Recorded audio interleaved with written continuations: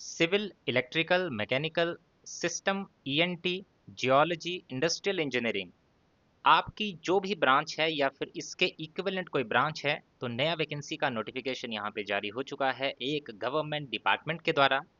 Online आवेदन करना होगा। ऑनलाइन आवेदन करने की जो इंपॉर्टेंट डेट्स हैं वो है 12 मई से लेके 11 जून 2026 तक। सो हेलो गाइस, स्वागत है आपका एक नए रिक्रूटमेंट के जो वैकेंसी का नोटिफिकेशन है उससे उसका जो जानकारी है आज की इस वीडियो में आपको देने वाला हूँ। पूरी जानकारी मिलेगी जिसमें हम बात करेंगे क्या एलिजिबिलिटी क्राइटेरिया रहेगा, कैसे आपको अप्लाई करना है, नोटिफिकेशन कैसे डाउनलोड करना है, और ये सारी चीज़ें आगे मैं आपको बताने वाला हूँ। सबसे पहले इस वीडियो में आगे बढ़ने से पहले सबसे पहले तो कमेंट सेक्शन में अपनी जो इंजीनियरिंग ब्रांच है, जो भी आपकी क्वालिफिकेशन है, जो भी टेक्निकल क्वालिफिकेशन है, क्योंकि इस चैनल पे आपको सिर्फ और सिर्फ जो टेक्निकल गवर्नमेंट जॉब्स होती हैं वही देखने को मिलती हैं। तो जो भी आपकी टेक्निकल क्वालिफिकेशन है, चाहे बीई बीटेक किया है, डिप्लोमा किया है, आईटीआई किया है, या इस तरह की कोई भी टेक्निकल क्वालिफिकेशन है, वो ज़रूर कमेंट सेक्शन में कमेंट कीजिएगा। और जिस भी तरह की आप जॉब पाना चाहते हैं या जिस भी तरह की जॉब का वेट कर रहे हैं या जिस भी डिपार्टमेंट की जॉब के नोटिफिकेशन आप पाना चाहते हैं, वो कमेंट सेक्शन में ज़रूर वहाँ पे लिख दीजिएगा, ताकि मुझे भी आइडिया हो सके कि कौन कौन सी अदर जो इम्पोर्टेंट अपडेट्स है वो मैं आपके लिए लेके आ सकता हूँ, और कौन कौन सी ब्रांचेस के कैंडिडेट हैं जो वैकेंसीज के लिए जो है वो सर्च कर रहे हैं। तो ज़रूर एक बार कमेंट कर दीजिएगा। अब आगे बढ़ते हैं इसमें। तो सबसे पहले यहाँ पे बता दूं, ऑर्गेनाइजेशन जो यहाँ पे जिसके द्वारा वैकेंसीज का नोटिफिकेशन जारी किया गया है, उस ऑर्गेनाइजेशन का नाम है कोल इंडिया लिमिटेड। अब इसके बारे में अगर बात करें कोल इंडिया लिमिटेड की, कोल इंडिया लिमिटेड जो है एक भारत सरकार की ऑर्गेनाइजेशन है, भारत सरकार के अंतर्गत कार्य करती है, सेंट्रल डिपार्टमेंट है, सेंट्रल गवर्नमेंट जॉब्स का ये नोटिफिकेशन जारी होता है इसके द्वारा। और यहाँ पर एडवर्टीजमेंट नंबर जारी किया गया है 3/2026। ये एक महारत्ना पब्लिक सेक्टर अंडरटेकिंग है, पीएसयू है, जो भारत सरकार के अंतर्गत जो मंत्रालय आता है, मंत्रालय का नाम है मिनिस्ट्री ऑफ कोल। इसके अंतर्गत ये ऑर्गेनाइजेशन काम करती है। इनका जो कॉरपोरेट हेडक्वार्टर है वो कोलकाता में स्थित है, और इनमें मैनेजमेंट ट्रेनी E1 ग्रेड की वैकेंसीज यहाँ पे जारी की गई हैं। मैनेजमेंट ट्रेनी से आप ये मत समझिएगा कि आपको ट्रेनी के तौर पे रखा जाएगा बाद में निकाल दिया जाएगा, तो ऐसा नहीं है। ट्रेनी के तौर पे आपको स्टार्टिंग के 1 साल ट्रेनिंग दी जाएगी, उसके बाद आपको परमानेंट किया जाएगा और उसके बाद आपकी रेगुलर जो सैलरी है वो स्टार्ट होगी। इसमें एक कंप्यूटर बेस्ड टेस्ट के माध्यम से आपकी सिलेक्शन होगी। आगे आपको बताऊंगा क्या क्या उसमें पूछा जाएगा। बढ़ते हैं इसमें आगे आपकी क्वालिफिकेशन के ऊपर कि क्वालिफिकेशन आपकी क्या क्या होनी चाहिए और कौन कौन सी ब्रांचेस यहाँ पे एलिजिबल हैं। ऐसा नहीं है कि एक जैसे मैकेनिकल लिख दिया तो मैकेनिकल वाले ही अप्लाई करेंगे, उसके जो इक्विवेलेंट ब्रांचेस हैं वो भी यहाँ पे अप्लाई कर सकती हैं। तो आगे मैं आपको बताऊंगा कि वो इक्विवेलेंट ब्रांचेस कौन कौन सी होंगी। पहले बात कर लेते हैं कि कौन कौन से डिसिप्लिन यहाँ पर एलिजिबल हैं। तो अगर आपने डिग्री किया है रेलिवेंट ब्रांच ऑफ इंजीनियरिंग का 60% मार्क्स के साथ, तो आप यहाँ पे एप्लीकेशन फॉर्म भर सकते हैं सिविल डिसिप्लिन में, इलेक्ट्रिकल में, मैकेनिकल में। और साथ ही साथ सिस्टम के लिए बात करें, जो सिस्टम डिसिप्लिन है इसके लिए आपने फर्स्ट क्लास डिग्री किया होना चाहिए, बीई बीटेक या फिर बीएससी इंजीनियरिंग कंप्यूटर साइंस में, कंप्यूटर इंजीनियरिंग में, या फिर आईटी में। और या फिर अगर किसी कैंडिडेट ने एमसीए किया हुआ है फर्स्ट क्लास डिग्री के साथ, तो ऐसा कैंडिडेट भी इस पोस्ट के लिए अप्लाई इस डिसिप्लिन में कर सकता है। नेक्स्ट है ईएनटी, तो इसके लिए बीई बीटेक या बीएससी इंजीनियरिंग किया होना चाहिए रेलिवेंट ब्रांच का। जियोलॉजी डिसिप्लिन में अप्लाई करना चाहते हैं तो एमएससी या एमटेक किया होना चाहिए जियोलॉजी में, या फिर अप्लाइड जियोलॉजी या फिर जियो फिजिक्स या फिर अप्लाइड जियो फिजिक्स में 60% मार्क्स के साथ। इंडस्ट्रियल इंजीनियरिंग के लिए अप्लाई करना चाहते हैं तो डिग्री की होनी चाहिए इंजीनियरिंग की।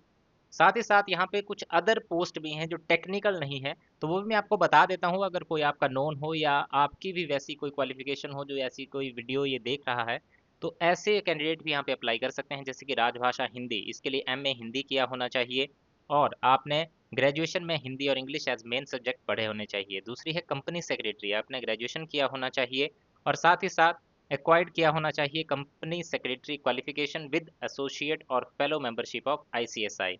यहाँ पे बात करें तो BE BTech BSc engineering MCA MSc MTech ये आपकी रिकॉग्नाइज्ड यूनिवर्सिटी से होनी चाहिए और रेगुलर फुल टाइम कोर्स होना चाहिए।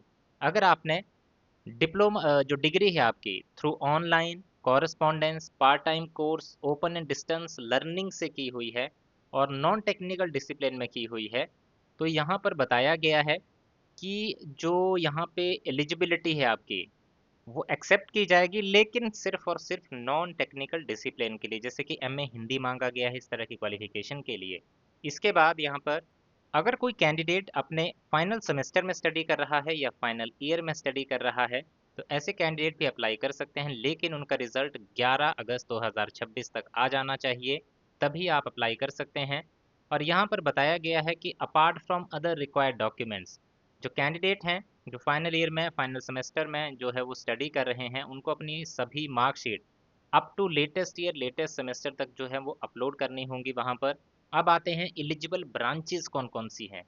तो सिविल डिसिप्लिन में अप्लाई कर रहे हैं तो सिविल इंजीनियरिंग, और साथ ही साथ यहाँ बताया गया है इलेक्ट्रिकल में अप्लाई कर रहे हैं तो electrical engineering, electronics and electrical engineering, mechanical में अप्लाई कर रहे हैं तो मैकेनिकल इंजीनियरिंग, माइनिंग मशीनरी, ये भी आपकी यहाँ पे एलिजिबिलिटी में रखी गई है। नेक्स्ट है इलेक्ट्रॉनिक्स एंड टेलीकम्युनिकेशन डिसिप्लिन, इसमें electronics and telecommunication, electronics and communication, electronics and instrumentation, electronics instrumentation and control engineering.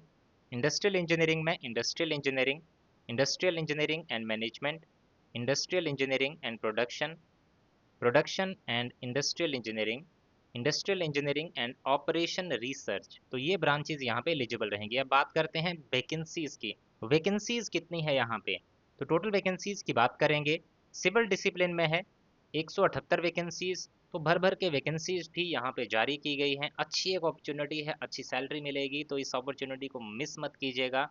Electrical के लिए है 221 वैकेंसीज, मैकेनिकल के लिए हैं 145 वैकेंसीज, सिस्टम में है 43 वैकेंसीज।